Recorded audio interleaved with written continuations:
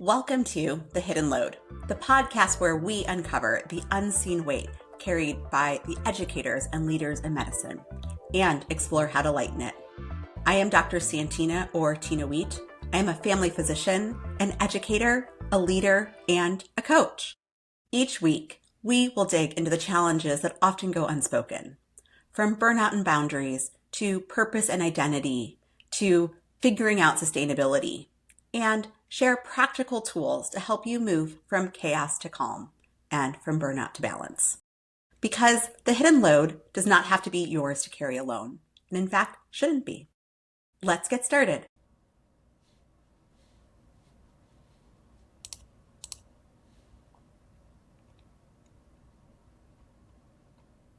I am so glad that you are here today.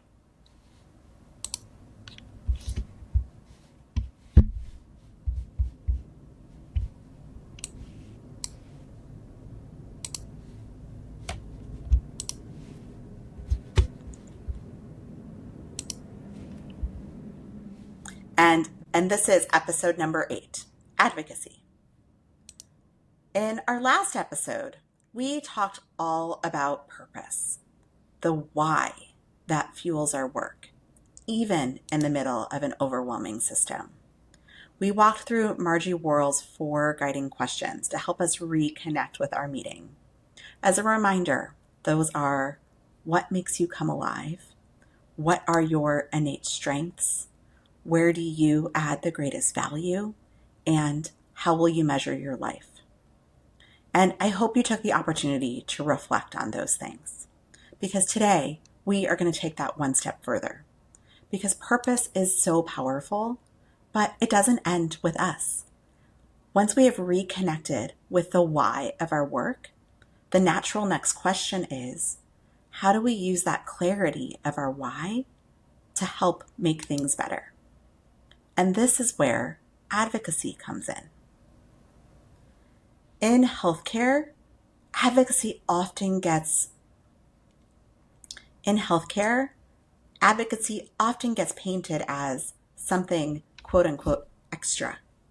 Something for people with more time, more influence, or more energy. But here is the truth. If you have ever spoken up in a meeting about an unsafe policy, if you've ever pushed to protect your team's time, or if you've ever helped a patient navigate a system that was not built for them, then you have already been advocating, even if you didn't realize it. Now, advocacy is simply aligning your voice and your action with your purpose. And it's doing that in the service of something that is larger than yourself. And in this moment, when burnout is an epidemic, resources are stretched thin, and trust in healthcare is obviously fragile, advocacy just isn't optional. It is essential. And why is that? Well, because without advocacy, our systems just don't change. And when our system does not change, the hidden load only grows heavier and heavier, not just as we're experiencing it, but for those who come after us. Now, advocacy is obviously important, but let's be real. It is certainly not easy. There's so many barriers. The first being fear. There's that fear of being labeled as difficult, or of jeopardizing career opportunities, or even being seen as that squeaky wheel. Sometimes we worry about having that label. And then there's another barrier of fatigue. Many of us feel like we are barely keeping our heads above water. And the thought of advocating, of taking on just one more thing, well, honestly, it feels impossible. And then there's the confusion. We all know that we want things to be better, but we don't always know how to make them better or where to start. The problems can feel massive, and our influence can feel very small. Now, I don't want to discount any of these barriers because they are all extremely real. And if you have felt any of them, then you are certainly not alone. I have certainly felt each and every one of those myself. Allow me to share an example from my own experience.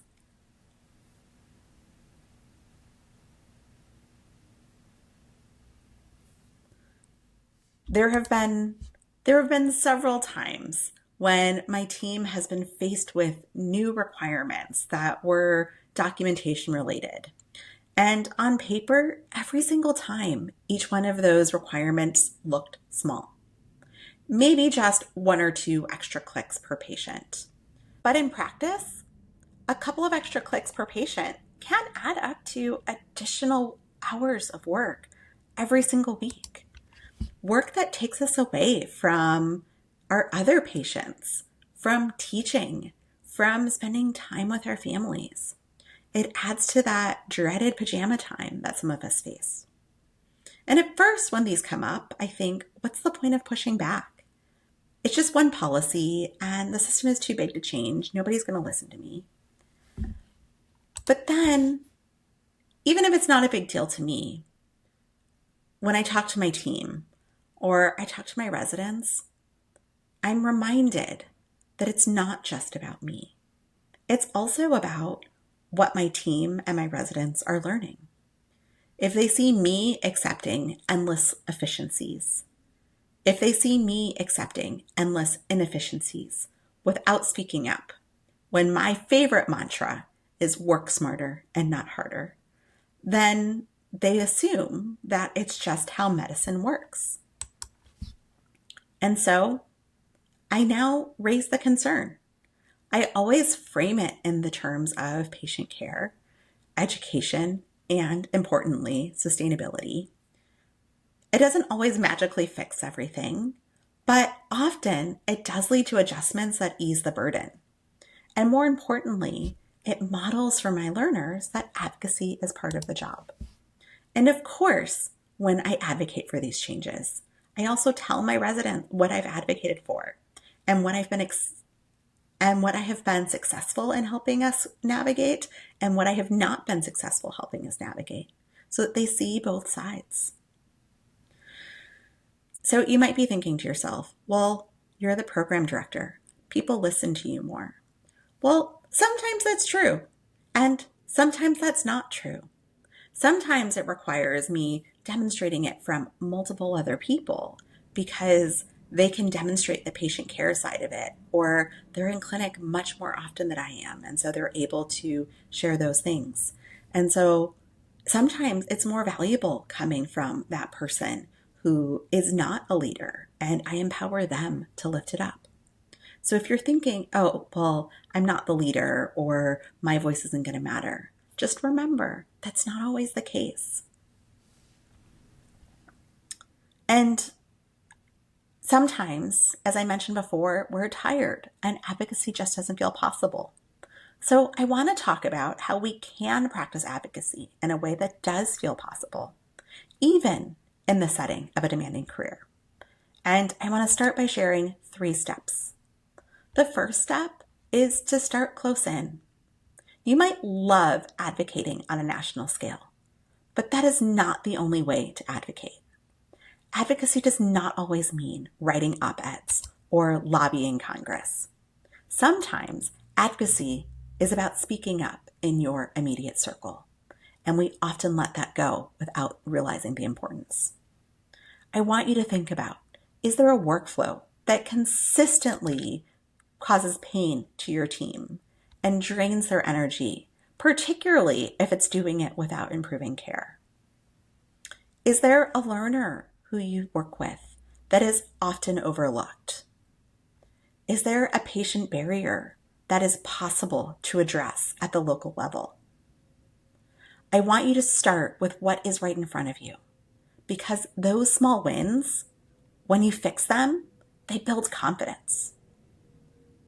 Then let's move on to the second step, and that is to align the advocacy with your purpose. We talked about in episode 7 what makes you come alive and where you add the greatest value. use that as your filter. If teaching lights you up, then advocate for the things that have to do with teaching. Advocate for the protected time with teaching. Advocate for those learners. If you are gifted at building culture, then I want you to advocate for policies that protect your team's culture, that protect your team's well-being. Advocacy that aligns with purpose is much more sustainable. Advocacy that doesn't align with your purpose can burn you out. The third step is to link arms with others. We don't want to advocate alone because advocacy is rarely a solo act, and it doesn't have to be. You should partner with colleagues who share your concerns. You should invite your learners and your teammates into the process. Advocacy in itself is a powerful teaching tool. Build coalitions that amplify your voice. Because when advocacy is collective, it feels less like you're pushing a boulder uphill, and it feels more like you're rolling it together.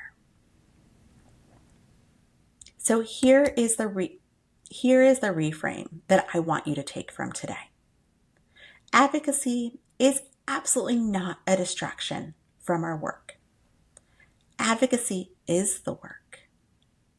Every time we speak up for better systems, we are not just protecting ourselves. We are protecting the people who come after us. That legacy is work. That is leadership. So, how do you teach others to advocate? It's important for others to know that changes aren't happening just by magic. It's important for those who you are teaching or training that the changes are happening based on information, based on someone saying, hey, this is the squeaky wheel, or hey, this impacts patient care. Each of those things is something that you need to demonstrate to your learners and to your teammates. It might be by bringing them along to the meeting. It might be by asking them to help identify the example so that they can be shared. But it always involves closing the loop and showing them what that advocacy did and how it turned out on the other side. Now, here is my invitation for this week. I want you to think about one place where your purpose and your frustration intersect. What is one small step of advocacy that you could take? Maybe it's a conversation with a supervisor, or maybe it's mentoring a learner just to see them as an advocate. Maybe it's providing them with the tools so that they can do it and see that outcome. Maybe it's just naming the issue out loud so that others don't feel alone. And as a caveat, I don't want that to totally turn into a vent session. But if you can help identify what the issue is and identify the root of the problem, then that gives you a next step of where to go with it. That one single step, that matters. It builds courage. And courage over time, well, it shifts culture. And so I hope that you will think about what is that one thing that you can advocate for this week.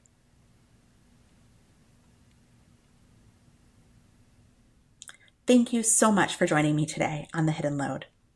In our next episode, we are going to explore something that comes up often in these conversations, and that is moral injury versus burnout. These terms are sometimes used interchangeably, but they're not the same. And understanding the difference between moral injury and burnout is crucial for how we care for ourselves, how we care for our teams, and advocate within our systems. I'll see you then. Thanks for joining me on The Hidden Load. Tag me on Instagram at Dr. Tina Wheat or email me at santina@santinawheat.com with your takeaways and ideas. Don't forget to subscribe And until next time, let's lighten your hidden load.